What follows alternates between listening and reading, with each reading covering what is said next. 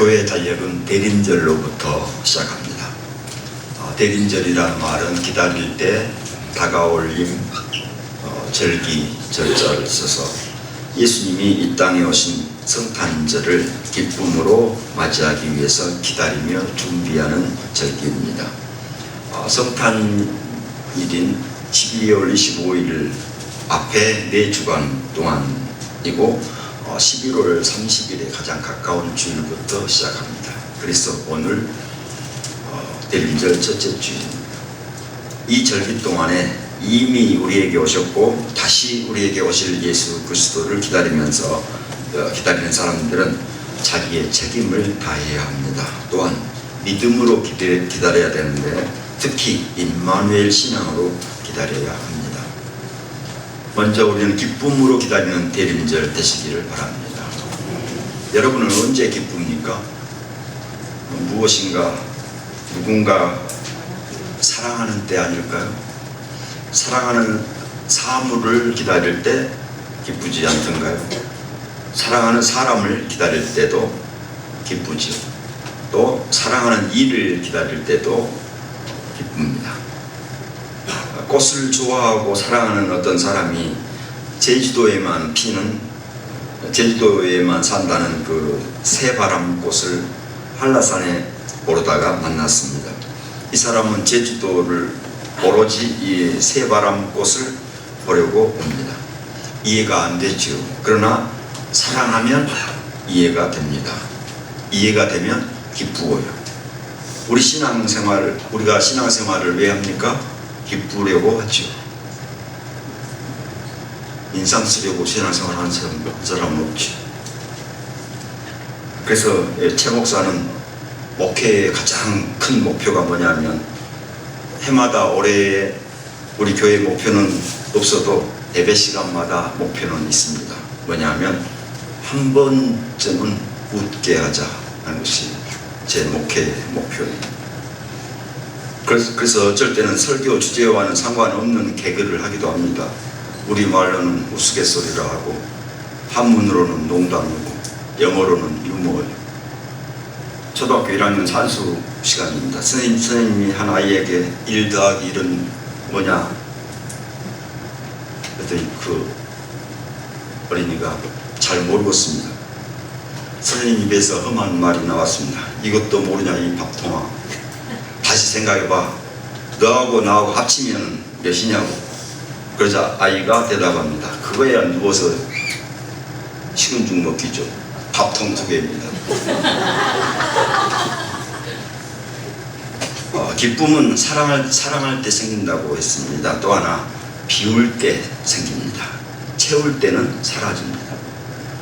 우리가 웃고 기쁠 때는 우리가 비울 때 생깁니다. 우리 고모 이름이 최우자입니다. 우리 고모니까 첫시겠죠. 이름이 우자.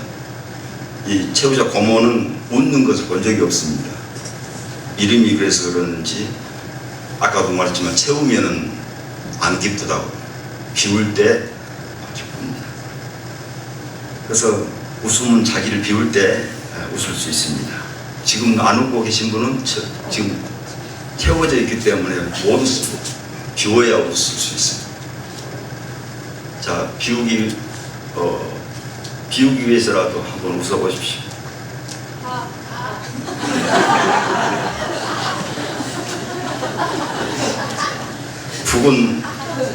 북은 큰 소리를, 멋진 소리를 내기 위해서 북은 어쩝니까? 비웁니다. 북이 속이 가득 차면 소리가 안 납니다. 사람도 욕심과 집착으로 가득 차면 향기가 나지 않습니다. 버리고 비우고 낮추면 기쁨이 생깁니다. 기쁨으로 주님을 기다리는 대림절 되시기를 축원합니다. 우리의 책임을 다하면서 기다리는 대림절 되시기를 바라겠습니다.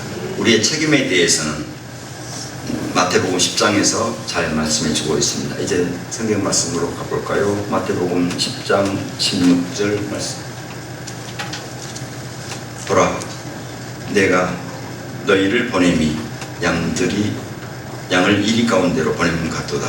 그러므로 너희는 뱀같이 지혜롭고 비둘기같이 지혜롭고 순결하는 책임이 첫 번째입니다.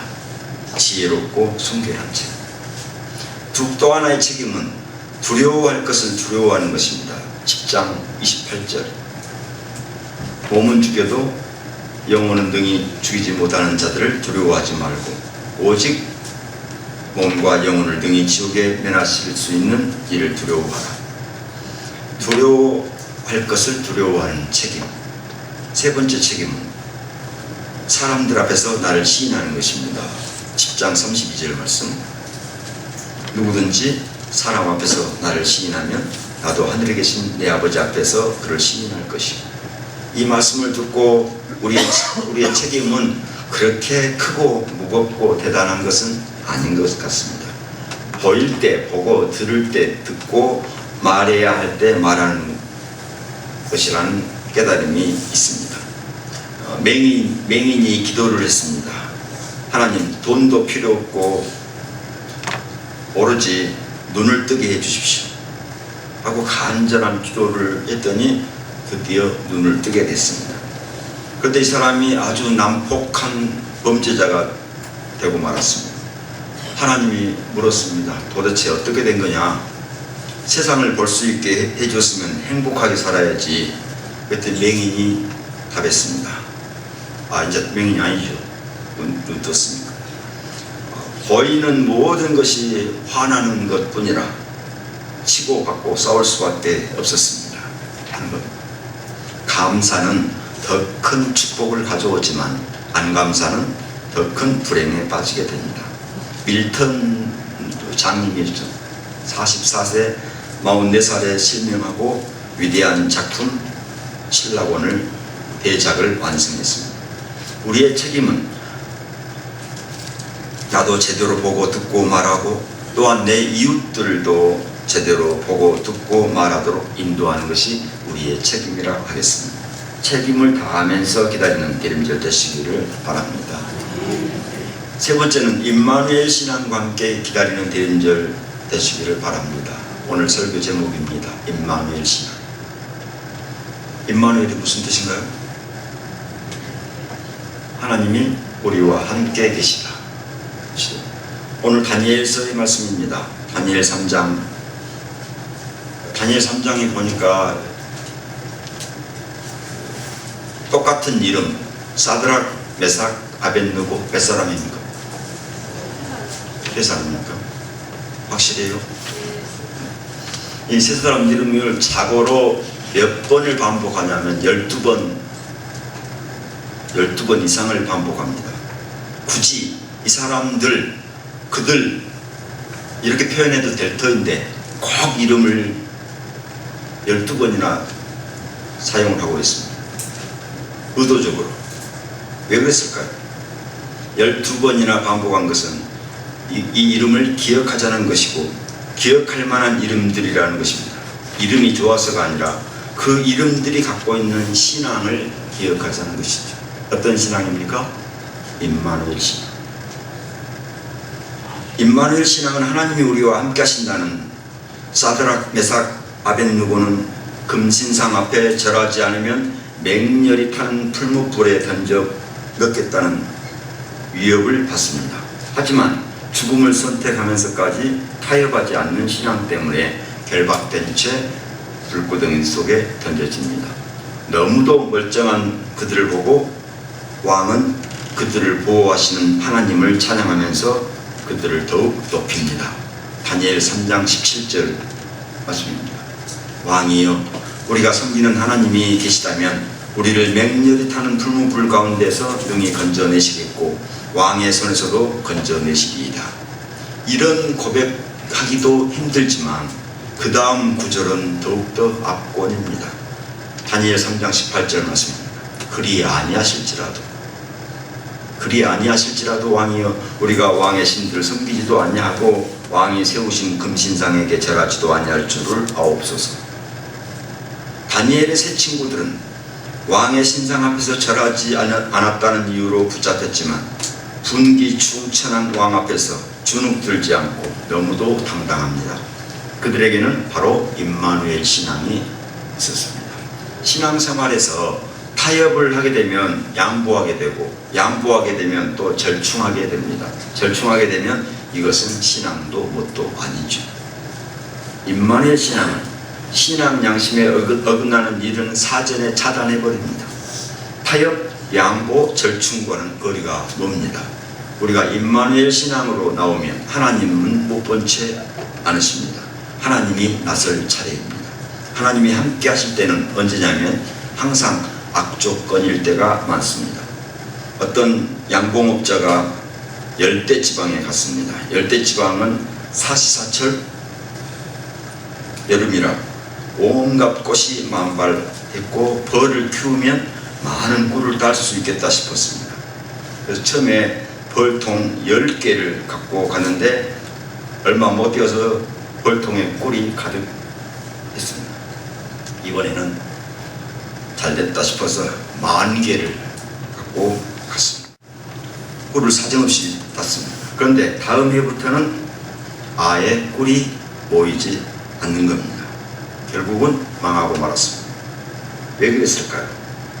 꿀벌들이 꿀을 모으는 것은 겨울을 나기 위함이었습니다. 열대지방에서는 겨울나기를 필요 없다는 것을 꿀벌들이 알아차린 것이어서 결국 꿀을 모으지 않아도 얼마든지 살 수 있다는 것을 꿀벌들이 알아버린 것이죠. 꿀은 악조건인 겨울의 산물입니다. 임마누엘 신앙은 삶의 고단함의 산물입니다. 임마누엘 신앙으로 함께 하시는 하나님의 은혜를 날마다 체험하는 대림절 되시기를 축원합니다. 아멘. 우리에게 생명으로 오시고 우리에게 평화로 오시고 우리에게 사랑으로 오시는 주님, 이번 대림절에 꼭 우리 주님을 만나 배울 수 있는 대림절 되게 우리를 이끌어 주옵소서. 무엇보다도 임마누엘 신앙으로 우리를 이끌어 주옵소서. 예수님 이름으로 기도하옵나이다. 아멘.